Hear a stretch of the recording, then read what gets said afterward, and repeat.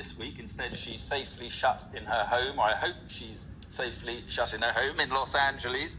And she joins me now. So, Goldie, thanks very much for joining us. And I mean, you know, stress and anxiety among children must be at very high levels with this shutdown that you're experiencing, many people are experiencing around the world, this sudden confinement.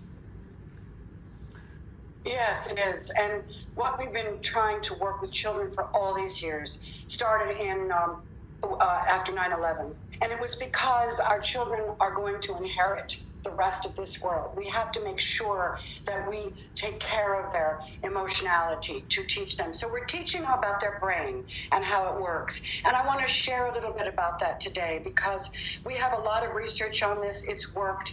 We have to manage our emotions. Cuomo was saying just now recently, I am going to manage my emotions now. I have to get things done. And afterwards, I will be able to give everyone a piece of my mind. Well, when we're living in small quarters, one thing that I want our parents to know is that they too need to create an atmosphere for children. It's very hard because our brain is on alert. And when the amygdala in the brain of the limbic system is alert, then we don't think well. And that's what's it about. It sort of hijacks our thinking. It hijacks our ability to feel happy. It hijacks our ability to give our children what they deserve. So I know it's very hard to be locked up, but if you can think of some wonderful things to do with your children, keep them positive. Don't fight with your spouse. Don't fight with your children. Reactivity is one of the most dangerous things for our little ones. Yeah. So we do have on our website, which is mindup.org.uk, a Mind Up family that we've just launched. Go to that. There are many things we can do. And I really feel this so deeply. Mind Up has been a great.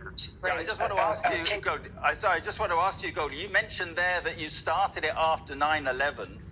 You saw the impact on children's mental health then.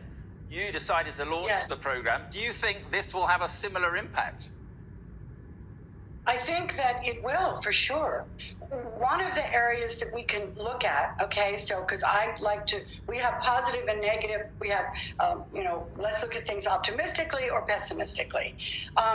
When we look at the ability of our families actually being together, or that we get to Zoom together, or FaceTime together, we realize really on the positive that we really get to spend very, very important time together.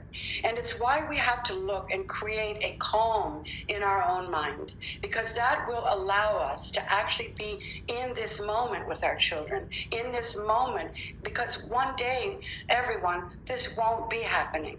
We will eventually come back to normal. And this is where we have to actually look at this and say, right now, we are going to do amazing things at home. We'll have our little corners. We'll have our little games that we do. And mom and dad, contagion and anger and hurt and fear is also very, very contagious to our children. They will experience it themselves. So we do a service to our kids and a service to each other. Don't fight. Don't be angry at each other. Just love your children. That's all we have to do. And specifically, I mean, if there's a mum or dad, in a small house with the children are agitated, they're stressed, just what a couple of things they could be doing. Well, one of the things is I will say that I worked with Mind Candy, which is an app, and I created basically what we do, a brain break.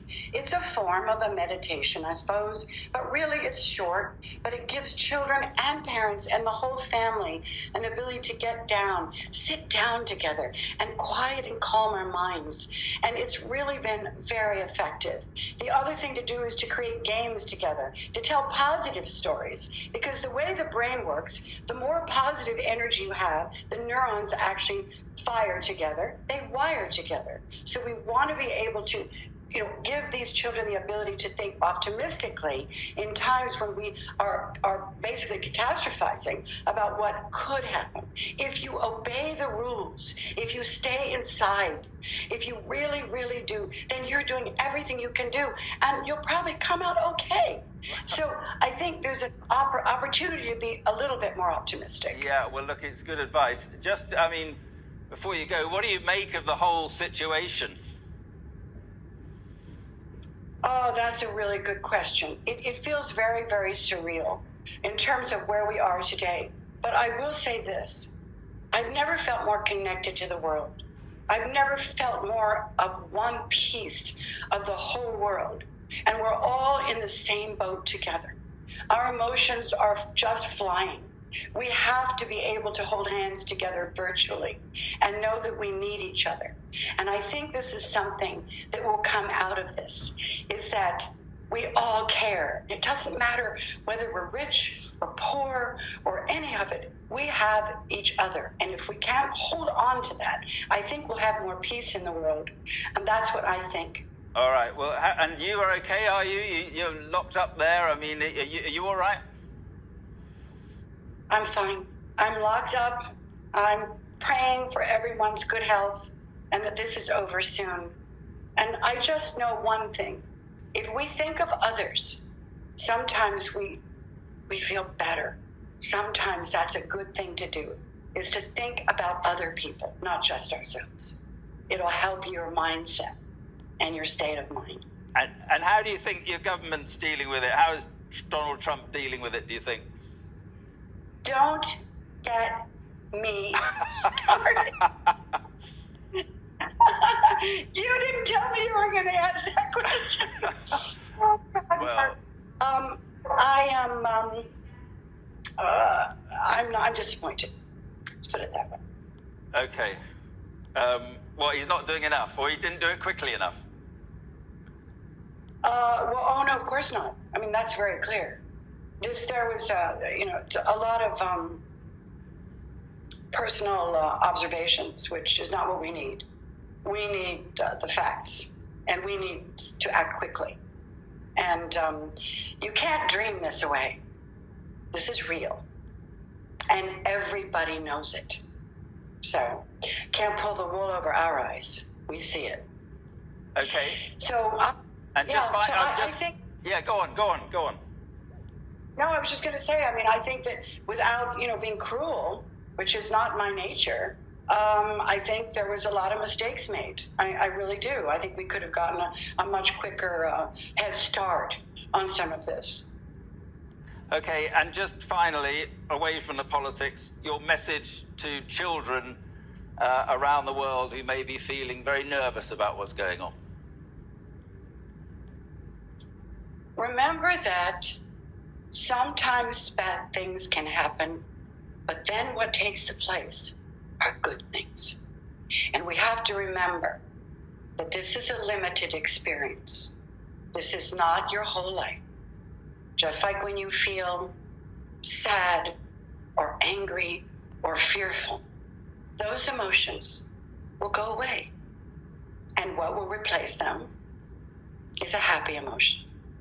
Let's focus on that.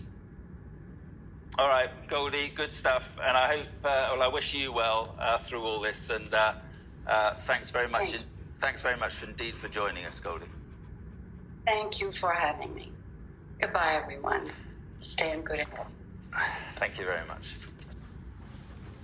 Such a legend.